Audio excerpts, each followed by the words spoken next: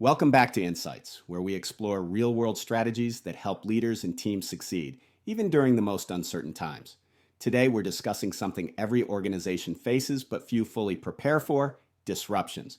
These can take many forms, such as temporary shutdowns, economic downturns, labor disputes, supply shortages, client crises, or internal changes like reorganizations and departures. Add broader factors such as pandemics, political unrest, or sudden societal shifts, and it becomes clear disruptions are no longer exceptions, but part of the landscape. If you've led a team over the past few years, you understand what I mean. The term VUCA, which stands for volatile, uncertain, complex, and ambiguous, describes the environment in which we operate today. It's one thing to discuss managing VUCA in theory. It's another to lead people through the anxiety of a sudden shutdown, a supply chain collapse, or a project that stalls due to unexpected turnover.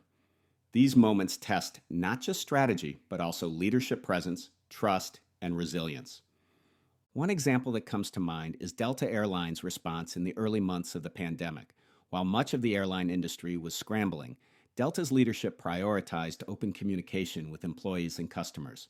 They didn't have all the answers, but they shared updates often and honestly. This built trust, even amid constant disruptions. It's a reminder that during crises, silence and secrecy can erode confidence, while honest updates, however incomplete, help teams feel anchored. So how can you as a leader handle disruptions in a way that steadies your team instead of causing more instability? First, openly acknowledge the disruption. Pretending everything is fine only adds to the stress. Teams respect leaders who recognize the challenge, admit to uncertainty, and outline the next steps, even if the long-term plan is not yet clear. A calm acknowledgement allows people to exhale and feel like they're not alone in the storm. Second, prioritize clarity whenever possible. Disruptions thrive on ambiguity. While you can't control external events, you can define what's happening now, what's changing, and what stays the same. Even small certainties, such as confirming meeting rhythms or roles, offer structure that teams can rely on. Third, reconnect to purpose. In turbulent times, people need to remember why their work still matters. Remind them of the mission, the clients they serve, or the values they uphold. Purpose becomes the anchor that keeps people from drifting when circumstances feel unstable. Fourth, adapt workflows quickly but thoughtfully.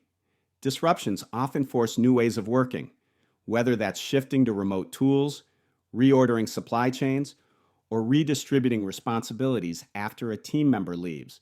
The key is to adjust visibility so everyone understands how the workflow has changed and what is expected of them. That transparency reduces confusion and maintains momentum. Fifth, create space for emotional resilience. Disruptions don't just affect business operations, they also impact people. Stress, fatigue, and anxiety spread quickly if left unaddressed. Leaders who check on well-being, encourage breaks, and demonstrate self-care show that resilience isn't just about production, it's about supporting people. Sixth, turn disruption into a learning opportunity. Every disruption reveals insights about your systems, culture, and resilience. Ask not only afterward, but also in the moment. What is this disruption teaching us right now? What changes are making us stronger? Then when the dust settles, reflect again. What would we do differently next time? Learning during and after disruptions turns a temporary crisis into lasting growth. And this is precisely what Delta achieved. Beyond consistent communication, they used disruption as a learning opportunity.